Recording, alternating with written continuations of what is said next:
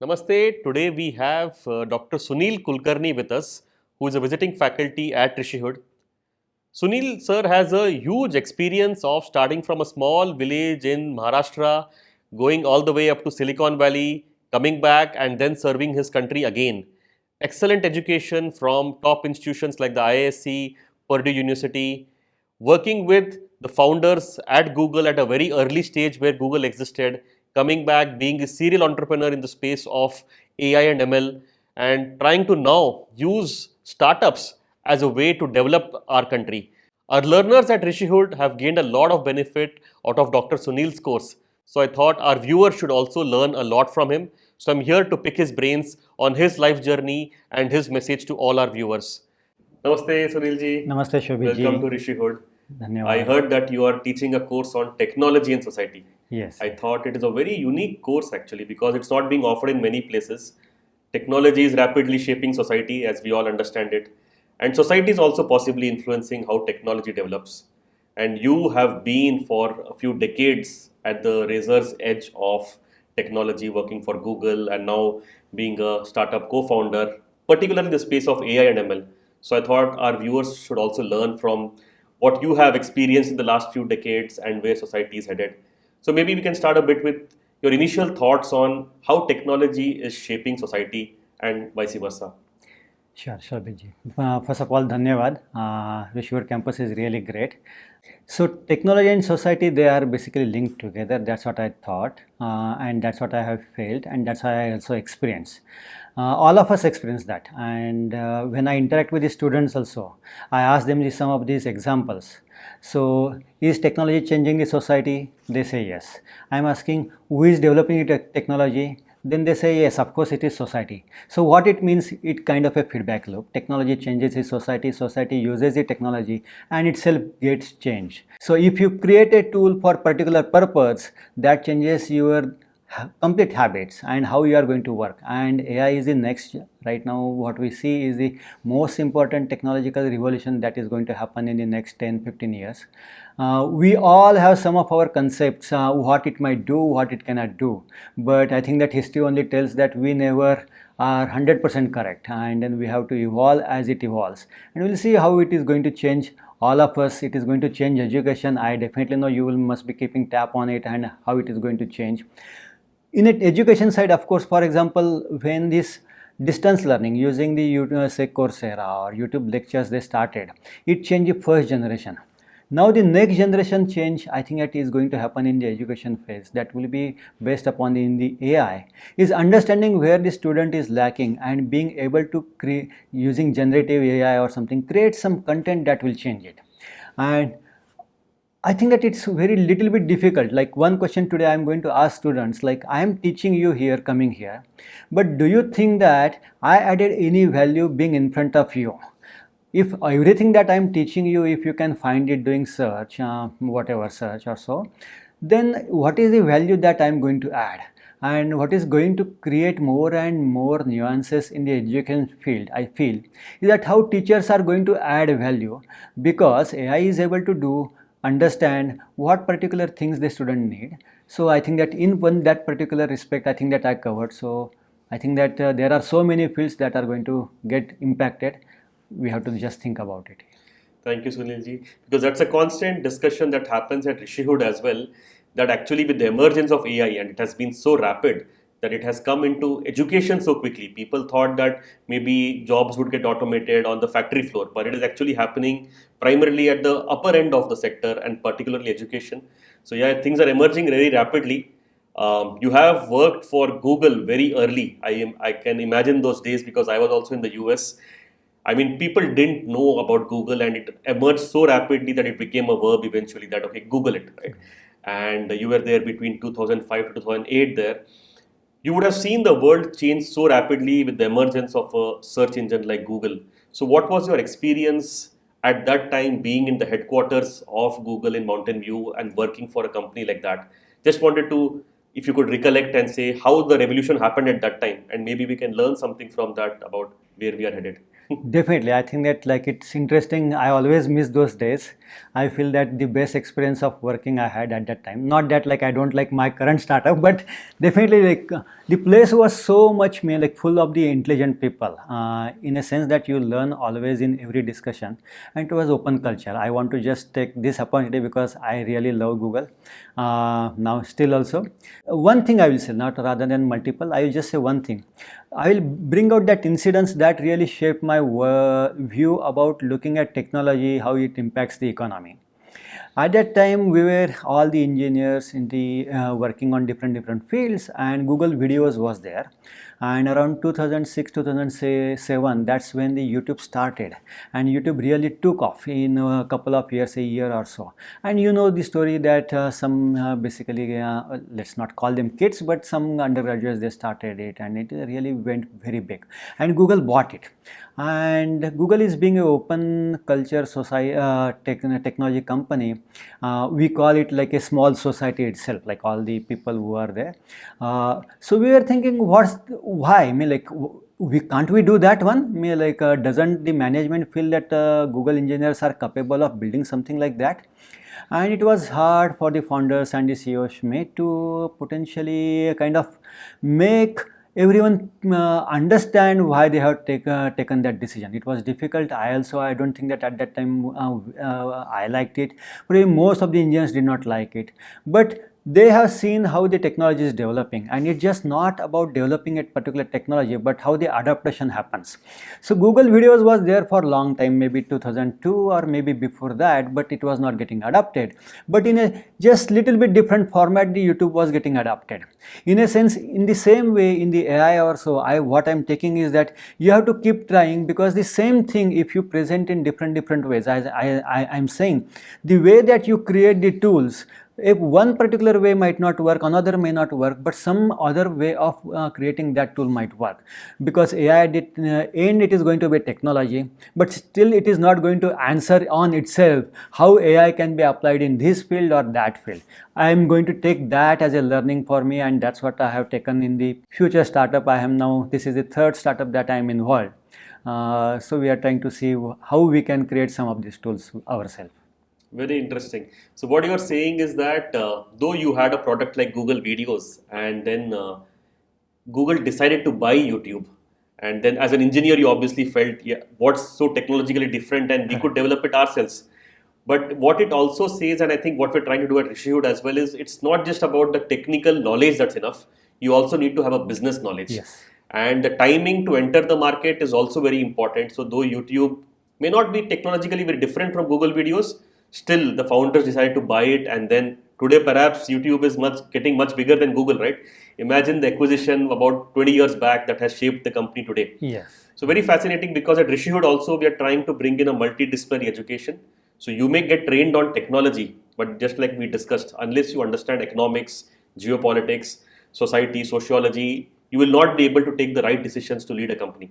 Yes, definitely. Not only company, I would say that even if you are an engineer itself, in which direction you want to pursue your career, that also a question. If you need to ask, you need to understand what is going to happen in different fields. So we really cannot work, if you have some high goals, you really cannot work in one particular silo. And definitely, as you are suggesting in the RU, for example, I heard from the students about some of the essential courses they are doing. I think that is important, wonderful. I think that all other universities also potentially need to adapt to it, understand that the importance of it, and get as soon as possible in their curriculum also. I feel that probably like I should have had some of these courses when I was doing that undergraduate. Yeah. Thank you. Thank you for saying that. Especially given your academic pedigree has been excellent, ISC to Purdue, and a PhD at Purdue finally. I mean, you have had such great learning experience in your life, and you still think that possibly what Rishihood is offering is something that you had missed. So it's thank you for saying that, because having a global education and endorsing Rishihood means a lot to us. You mentioned you have been a serial startup guy, right? And your third startup that you are involved in. So tell us a bit about your most recent startup. It's Sportsseam, right? Sportsseam, like So tell us a bit about it. Yes. Sure. Like it's a word is simple. It's sports, and then the cricket ball has that seam, Yeah. and it just keeps kind of rotating. So sports seam, the rotation or our constant effort on the sports domain. That's what we call it sports seam. Basically, like as a something entrepreneur, after coming back to India, I wanted to see what really I want to do. Definitely I had idea that I want to see if I can bring something to the technological side in India, some cutting edge technology. If I cannot take the risk, then who will take? That was my question to myself. I have settled life in the life almost, like I don't need to worry about my financial background or so, and I have some urge to do. Then why I'm not, why I should take a step back? And I think that like this is to all the students also. If they need to understand that they have to take the risk if they have some ideas or want to explore something. But more coming on that, we actually looked at that time, and around 6 years before, myself and my partner, co-founder Rajiv, and we basically took an overview. We are coming from the ISB, so I don't need to explain all the overall how we look at the business opportunities, but we scanned all the different technologies that are existing, that are going to come in the next 5-6 years, and all different verticals into B2B, B2C, B2B2C, trying to see what are skills we have. And we felt that there is a big hole, that in the sports people are not using any kind of machine learning, any kind of advanced technology, any kind of chatbot. And these are the few technologies that are coming up: chatbot, machine learning, AI. And in the sports domain, we felt that like not many people are applying it. There were of course some exceptions, but those exceptions were the people having a lot of resources with them. And we thought that like technology should be able to help everyone. That's our goal, what we say, from our Sarve Bhavantu Sukhinah. Let's take from that, let's Sarve Bhavantu Sukhinah to let's enable everyone to use the technology. If we put that goal, we say that a team like or in India, a team which doesn't have any resources, or a very good player who doesn't have resources, if we are able to give him some idea about how he can improve, that will be immense. And we felt that like this is our opportunity. Let's see what we can do there. And that's our goal, is that we want to develop technology where we can do lot of automatic analysis of various of your skills, key movements, your strategies, formations, and being able to apply that to the machine learning, from the computer vision to the machine learning, and give feedback to a novice user so that he can progress rapidly. So he should not fall back because there is a technological barrier. There should not be a technological divide. That's our goal. That's why we started on this sports. Amazing. So what you're saying is you thought AI and machine learning should be in that sense democratized. Yes. More people should get access to it. It should Yes. not remain with a few Yes. people. How can you make it simple to use, and applying it particularly to the sports domain, Yes.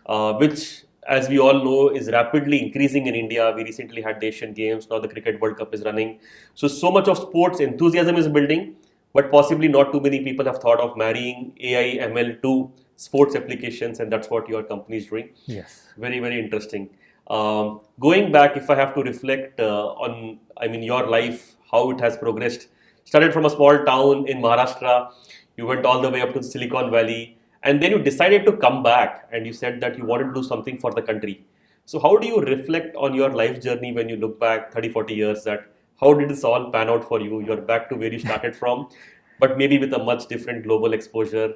Do you feel thankful for what you achieved? And how did you make this very difficult decision of coming back to India from the Silicon Valley? I would first say that I'm still not that old that I should reflect on my life, but I still want to do many things, potentially achieve many things for India, personally, technologically also. But I would not mean like I'm going to answer that question in short, because I still feel that it might be useful for the many of your students, RU students, or anybody else also. I never went to USA with the intent that I want to settle there, in a sense that the intention to going to USA was, hey, let's see what I can learn more. And at that time, like it was telecom revolution. I was actually I was not in the AI field or CS field at that time. My PhD from the telecom background. So 1997 to 2002, I think that was the telecom boom, and then it bursted. In a sense that it bursted. I don't think that it is bursted really, but that startup basically community went down. But my idea was that, hey, I want to see, I want to learn and see what I can do myself. I want to accept the challenges around that one. India also, of course, offered many things. I had background in I studied in the IIC, so I would definitely say I have some research background at that time also in doing my masters. Very wonderful institutes that we also have. But one thing is that we have not so many institutes that are world class. For the India size or so, we might need maybe 50, 100, and right now, of course, things are improved. At that time, there were not as many, so I thought that this is a good opportunity. Let me take it, and then I went to the Purdue. Coming back, that decision was always like how I can connect to what I am, and with that I don't know, I will not say it is a self realization, but at least understanding what I am. And then I funnily say, like, to the people that when they ask me why I came back to India, I tell them I don't want to die outside India, and I don't want to come to India to die. I want to come to India to live. So I want to be happy living in India, contributing, being helpful here to the people, and being with all the people who are looking forward to make this civilization again great. That was the main reason to coming back, personal as well as the overall philosophical, I would say. Does it have really changed in terms of what I can do or what can I achieve? Probably a bit, yes. But if, as I said again, like if some of us don't take that risk, we might not be able to catch up the developed world and be able to make this country that is on equal footing competing with all the others. So I think that probably I answered your questions, may not directly, but potentially it might be okay. Yeah, I mean, this is interesting. I mean, you are saying it very casually that you came back to India. You know the risks of coming back to India. You know that possibly India will not offer you an ecosystem like the Silicon Valley because you were into the startup field. Yet you wanted to do it for India, right? So why, where does this strong attachment to take career risks for nation building come from? Because that's a question constantly asked to me as well, right? Yes, if the opportunities were equal, then the transition is much easier. But the Yes, yes, opportunities are drastically different even to this day, perhaps yes. 20 years since then. Yet you have taken that risk and you have the nation at the top of your mind. So, where does this come from that you place the nation above your career? So that's why I said, like, if I had some courses that are essentials that are there, if I had done that, my thought clarity would have been a better in the earlier days. Of course, I had very good teachers who are very, very nationalist. Like in my school days, I have been like I was taught from a Sanskrit teacher who had studied in the Kashi and after came back, and then I still remember his hard ways of punishing us if we do some mistake. But at the same time, they imparted that samskara, I would say, that, or that feeling that we attach here. That did not mean that we hate the other world or something. We have to take anything that is and everything that is good from the others. But at the end, if we are not able to contribute back, and contribution should not always be in the money term. This is an individual choice, I would say. Some people definitely like contribute back in time, money, mentorship, all these things. But I think that there is a value to coming back and spending your own time interacting with all the new age generation, and then being surrounding there and giving them, okay, what you think important, and making them also understand that's also they should consider. So I think that teachers cannot replace for that. Teachers is the one that who are going to mentor you on this, and then I can recollect many Datwadkar, Abhyankar. I still know like so many teachers. I can take their name, Shinde sir, all of them. Like, yeah. So that's amazing because many a times maybe you didn't even get an opportunity to go and thank them as much, but they have played such a key role in Yes. shaping your thought. And I think that is the beauty of education because we have the responsibility and possibly the privilege also to shape the next generation. And as you have been teaching a course here, I'm sure few decades later somebody would say that we had a Sunil sir who came in 2023 and gave me this idea of doing this, and you may never know that how people's life have shaped. Sure. So I think that's also the reason that Rishihood exists, that how do we impart this idea of giving back. You may do excellently well in your professional careers, but somewhere in your mind you should always have that you should do it for a larger purpose, and it can happen through your career. It doesn't have to happen outside your career. Just like you are using a startup that you are building to democratize sports culture in India. Similarly, I'm sure many of your students would take this step future in their life when they have the opportunity. Want to reflect back a bit more on your education. So you perhaps studied at, which is still today the India's best institution, IISc. You did your masters there. Then you went abroad to Purdue. You did your masters there and a PhD there. So, what is the big difference that you perceived between your education in India and abroad? And you said we need more world class institutions, and you wanted to get that type of perspective, so you went abroad. So, what can Indian institutions learn from the West? I would not take this that I am advising these institutions. I definitely understand that there are many great people. They already have thought about. My advisor in IIC, he was the director of the he became the first engineering director of the IIC, Professor Anurag Kumar. I have a lot of respect with lot many people. So I don't know whether they are going to hear it or not, but it is not advice for them. I want to say like this is my what I have felt, my feelings, and because I'm so indebted with them that I don't want to really make it like I'm advising them. It's advice for me, building Rishihood. That what can we learn because you have studied in the global best places. So, So we would I, want to bring those practices here. couple of the things that I felt is the diversity that US, especially Purdue or all the other universities, top universities they have there.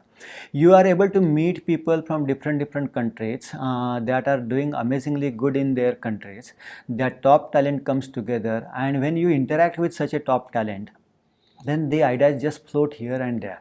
Every discussion becomes kind of a challenging to your brain. It simulates, it makes you think more, not just in the technology perspective but in the social perspective. It makes you compare, oh okay, this is like this in India, this is not like this here, what is good. So I think that diversity is so important, and many of our engineering colleges, because we prefer local engineering colleges, which I understand financial and other economical reasons are there, or parents they don't want their children to maybe go a little bit far from them, but that diversity of the thought is what makes it more important. And I think that in Rishihood I have interacted with the students, and there is definitely much more diversity. So for that same reason the IITs and IIC excel, because they have a very good diversity than many other regional engineering colleges or so.